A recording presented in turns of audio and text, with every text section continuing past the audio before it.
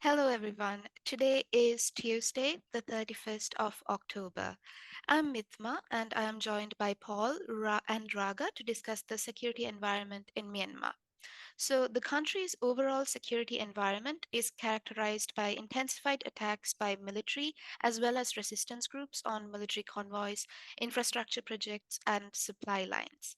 Military forces have persistently cracked down on People's Defense Forces since the military takeover in February 2021.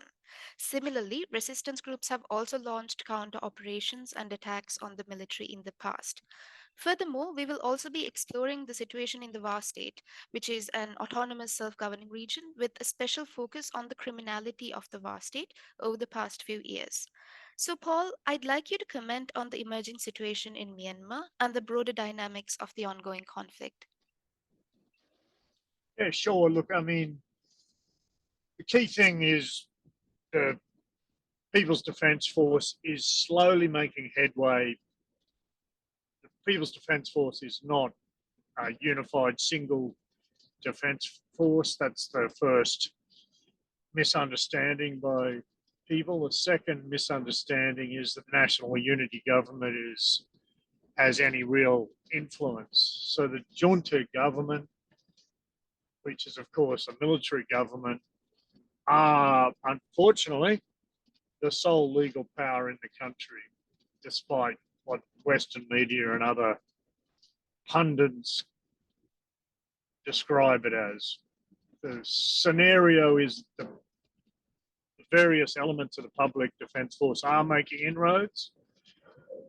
The Tatmadaw, the military, is actually slowly making small losses and are getting more desperate. So they're being very reckless in terms of what they're doing to uh, bomb civil communities. They're less discretionary and less professional, and that's coming off a very, very pre-coup base.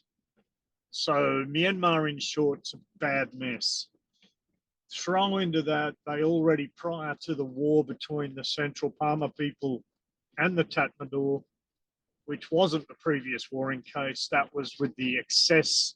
You mentioned the Wa state, but all up there's more than 150 ethnic armed organisations, predominantly in the border areas, that have been fighting against the government um, since independence, and indeed um, constant warfares, which are about holding resources and maintaining their culture. What I'm seeing is a very unhealthy complacency in Yangon, where so-called risk experts visit for 3 or 4 days, have a meeting with a couple of people living in Yangon, normally linked to the government and listening to their propaganda, and get a false sense of security about the security scenario or the security paradigm in Yangon. I mean, it was only not so long ago that one of the world's largest heavy multinational forces was about to pull out of, in an emergency withdrawal from Kabul, and we had clients and scaringly people that were getting told otherwise, that it was all good and that they were safe in Kabul and the Taliban weren't going to advance. The levels of complacency are very much led by a lack of expertise amongst these risk experts. Often they have pressures to underrate the risks so that they can actually drop allowances with little regard to the life, safety, welfare, or morale of people in uh, zones. Yes, other places are much more safe, much more dangerous than Yangon, but the levels of complacency managing risks for others are of grave concern, more so when these risks are made by fleeting visits, or worse, people that aren't there, haven't been there, don't know the scenario, and are happy to make decisions for the life and safety of others. So I think there's a lot of culpability on that. We can discuss the economic impacts a bit later. I hope that's a bit of an overview for you, Mithma. Yes, Paul, that was very interesting. Thank you. And I think it's also important to mention what happened over the weekend with um, the Brotherhood Alliance actually making headway into military territories. What are your thoughts on that, Paul? Well, just give me an overview of the members of the Brotherhood for the sake of our listeners. Yes, Paul. So we have the Arakan Army, which is one of the members of the Brotherhood Alliance. We also have the MNDAA, uh, which comprises of the Tang National Liberation Army, as well as the Myanmar National Democratic Alliance Army. So this alliance combined, they launched an offensive in the Shan state, and so far we have information that reveals that over 60 military bases have been captured, and there has also been over 18 soldiers who have been killed in the incident so far. Yeah, look, I think we have to take any news and media coming out of Myanmar with a grain of salt. There's so much propaganda coming out from both sides.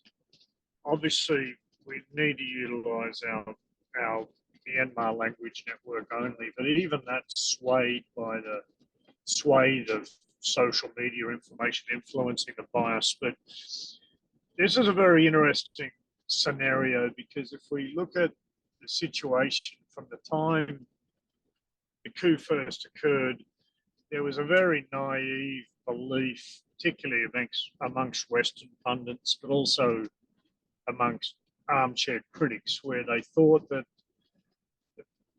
ethnic armed organisations would group up with their Myanmarese mates and then they'd go and smash the Tatmadaw and it would all happen mysteriously, wonderfully, easily, like things do in universities and on the other side of the world where the simplicity is inversely proportionate to the distance you're from it. The reality is this is more about these ethnic armed organisations wanting to secure and control their border traffic and their border economics so that they're sending a clear message that we actually want to head down the same path that WA have and have our own ability to have an autonomous government and manage our own economy. And here's why we're saying that.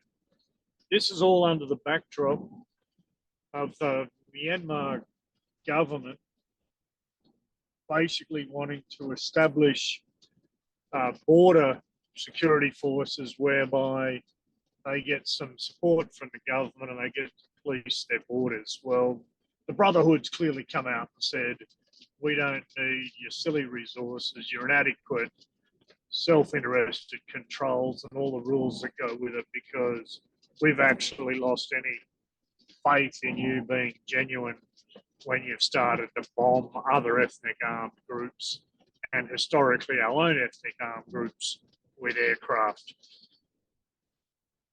One of the real scenarios moving forward, or the major scenarios moving forward for the security paradigm, is of course that the People's Defence Force continues to make inroads, the Tatmadaw fall off. Another one is they kick out any Western concessions, Chevron from oil, award that to a more Tatmadaw friendly company, say PTTEP out of Thailand. And then when there's the Western eyes are no longer on Myanmar, then they look carefully at about upping the ante in terms of inhumane massacres to get things under control. Another scenario is a major ethnic armed organisation like the WA take this as an opportunity where they go, we currently have a very strong autonomy. That only applies to our northern land holding. We'd also like to have our southern land holding have an autonomy and we'd like to link it up. We're not going to clash with the government directly, but perhaps we can trade a diffusion of skills to the PDF and then the PDF can do some favours.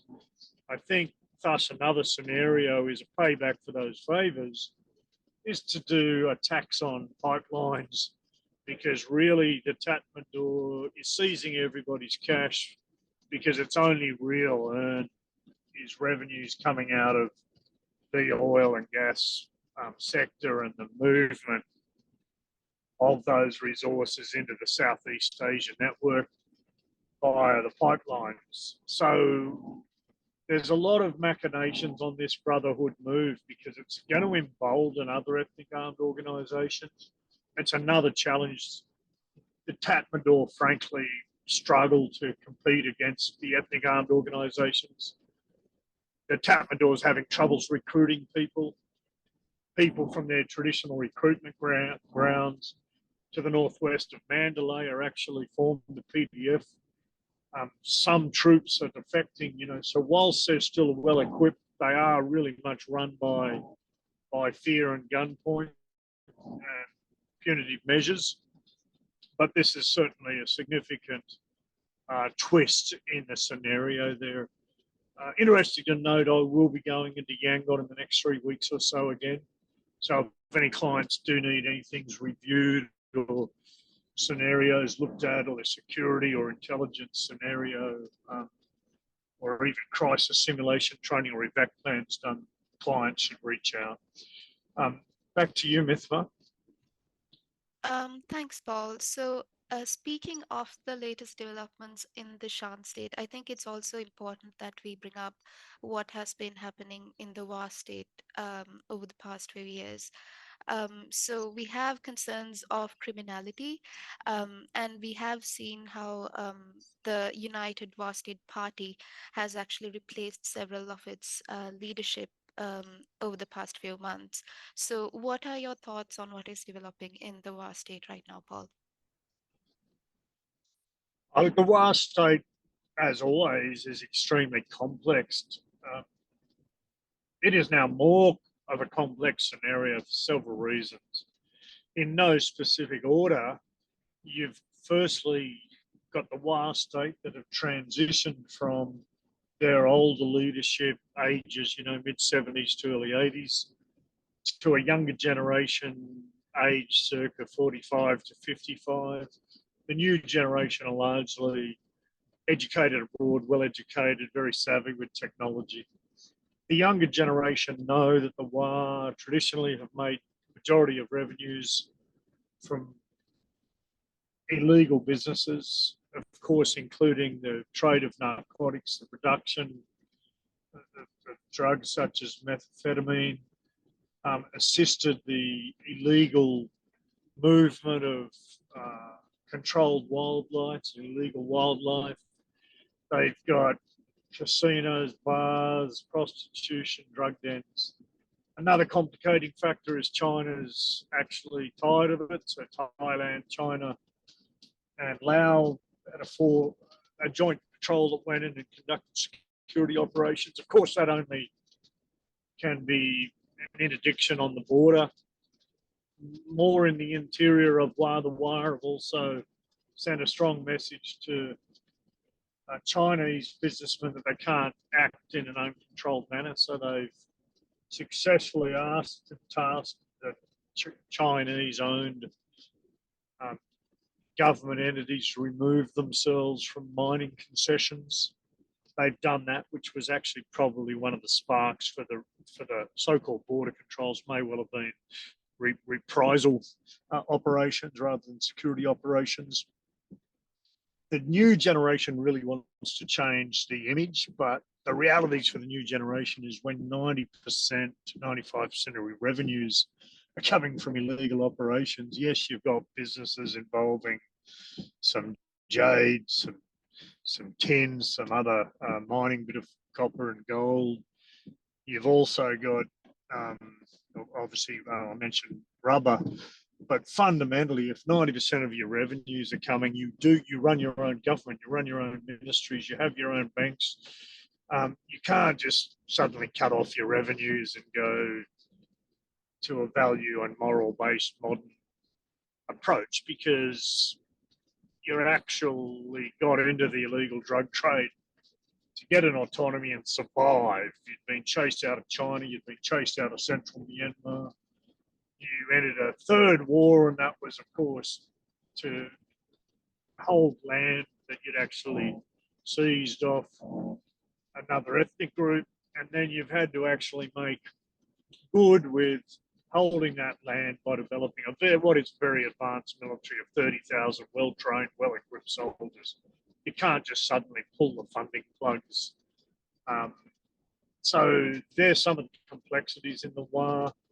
The WA certainly, their greatest skill is their military capacity and capability. That could become a defining factor if they decide to grow their territory or grow their leverage. At this stage, there's nothing indicating that they would do that. Traditionally, they've been all about holding their own, their lands. They do have a stated objective to make their land, their two land holdings contiguous. But I think despite some very good intentions, I think the WA can't really pivot from what it's been forced to do historically. Back to you. Yes, Paul, that was indeed very interesting. So I think our clients would appreciate it if you could actually give an overview of the outcome of the current security dynamics in Myanmar. Well, look, I think, I pretty much touched on it earlier, Mithma. I think from a military perspective and a security perspective, it's an extremely unpredictable scenario. I want to clearly state, though Westerners are not being targeted in Yangon, it would be Freddie the Fool that thinks you don't have proximity dangers and that you can't actually just be unlucky and get tied up with a killing. We have seen the targeting of a Chinese businesswoman, and when bullets fly, bullets fly. Complacency is a major concern. The security situation in Yangon, though, of course, can be perceived to be largely under control. That doesn't mean it's always going to be under control. The government has had shown their severe limitations. The PDF, though splintered into 150 groups, you will have natural leaders continuing to emerge. Another threat that is evolving is national unity government, despite its own PR campaign, is intrinsically inept. So it's not funding most of the PDF's military actions. Commanders are having to fund their own actions. And of course, the longer it goes on and they don't get assistance from the national unity government, the greater the chances that those financial assets that they're developing to fight against the central government get seen as an opportunity to not be risking your life and to have financial security for you, yourself, your clan, your tribe, your families. So there are other dynamics that are emerging. And of course, the PDFs are going to actually start to question, who is the national unity government? What have you done so far? What levels of influence do you have? What is it you're managing? What is it you're doing? How are you helping? Because the guys on the ground that are running the teams, they're going to get extremely frustrated with the lack of anything other than talk from the national unity government. And meanwhile, the national unity government's trying to make headways and seize funds abroad that they feel are theirs, but of course they're battling against the fact that they're not much of an alternative when you take a realistic approach. And also there's some international laws that the current existing government of Myanmar may not agree with. So the security situation is going to continue to be volatile, dangerous, and deteriorate throughout Myanmar. Companies should frankly not have expatriates there or send in expatriates, be they Western or Asian. That means, they're going to have to send Myanmarese workforce abroad to skill up and get skills, because you just can't be sending people in adequately. You can probably manage that to an acceptable level at Yangon at the moment, but you should also be aware of the vicarious liability risks of having people in or doing business in Yangon. But yeah, fundamentally, the country's, it's a right fair mess, okay? Yeah, that's true, Paul. And I think we are about ready to wrap things up unless you have any further comments. Raga, Actually, have you got any questions? yes, Paul, I just like to jump in here. So in terms of impact to clients and impact to businesses in Myanmar, what are your thoughts on the impact of cash flow to businesses? Look, I think that's a really interesting question, Mithma. In short, I think it's a disaster for businesses in Myanmar. There's many reasons for that. Obviously, the security paradigm speaks for itself. The government's total inadequacy, incompetence, narcissism, inhumane um, actions, their inability to understand anything other than from their own perception, basically means that you've got a situation where cash is not understood or respected by the junta because they get big wads of it coming from the oil sector. Just bear with me, I'm on a freeway and it's mayhem. Um, you've got this cash issue where the government raised immediate laws on taking over the country where businesses could only use the last 2 months' cash flows generated in country. The rest of the money was basically seized to falsely represent how much money that were held in the banks. Um, and they limited the ability of people to draw out their own money and the daily withdrawal amounts, and they just seized up cash flow so there couldn't be a run against money. There's always, even during Aung San Suu Kyi's government, or as a business owner there myself, during her tenure of lack of governance, um, it was already difficult to get cash from your business abroad.